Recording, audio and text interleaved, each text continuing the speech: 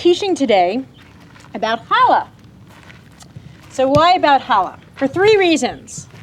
The first reason, because challah tastes good. You saw that one coming, huh? The second reason is because challah is a great teacher. Do you know the story about why we cover the challah?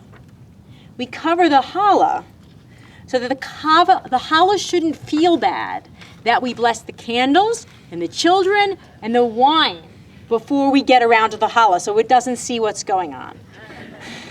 That you have to love a religion that teaches us that we should have such rachmanis, such compassion for our challah, so that we therefore will learn if we should have such rachmanis for our challah, of course we should have such compassion for our fellow human beings. How can you not love a religion that teaches you it that way?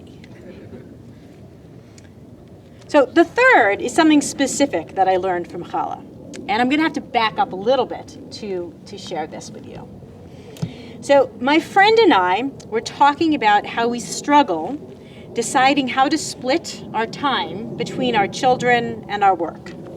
And I feel, as do many parents, that whichever choice I make, I've made the wrong choice. So I told her that I had not come close to figuring this out, but that my saving grace really has been Judaism.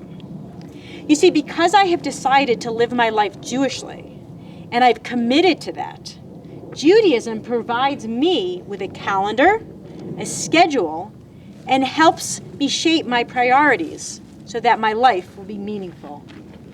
So as an example, every Saturday night, my family gathers together for Havdalah, the ceremony that closes Shabbat.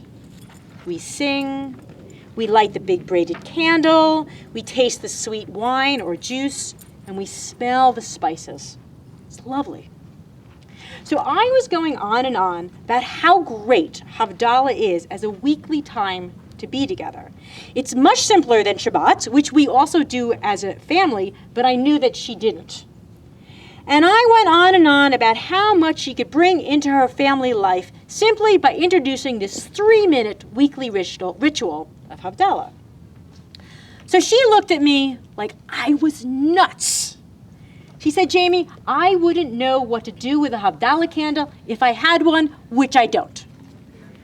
And I said, oh, but it's so easy. I can teach you blah, blah, blah, blah, blah, blah. And she said, Jamie, for someone who really gets it, you really don't get it. Havdalah makes no contextual sense for my family. We don't do Shabbat, and we are not going to do Shabbat. So what are we ending?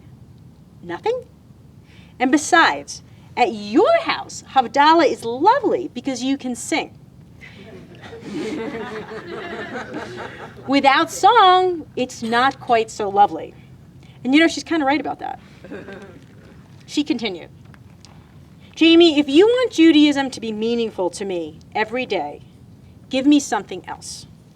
Give me something that fits into the interstitial spaces of my ordinary life and fills it with meaning.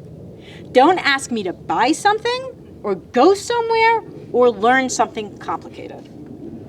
You know, she was right, and I knew it, and I was a little annoyed because this new information means I have to completely rewrite a chapter of my book, which I have based on my Havdalah for the World campaign. But nonetheless, I started to look for something for her, and the challah gave me the answer. The Hamotzi, the prayer we say before we eat bread or a meal with bread in it. In this week's Torah portion, Chukat, we talk about laws that have no rational reason, but we are supposed to obey them anyway. One of these is the kashrut laws. Now, there are a lot of reasons we can make up for why it's good to keep kosher, but they are not the biblical reason. The biblical reason is the perennial parent's favorite, because I said so. But the brilliance of creating laws around food is that we eat often.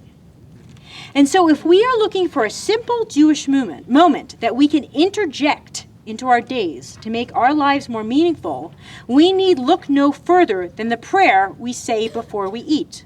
The same prayer we say over the challah Would you join me? Baruch atah Adonai, Eloheinu melech haolam, Hamotzi lechem min haaretz. And even not sung, that was pretty good, right? Now, saying this prayer before we eat, whatever we eat, and I suggest for now skipping learning all the different prayers for different foods, and just say the mainstream prayer, the Motzi.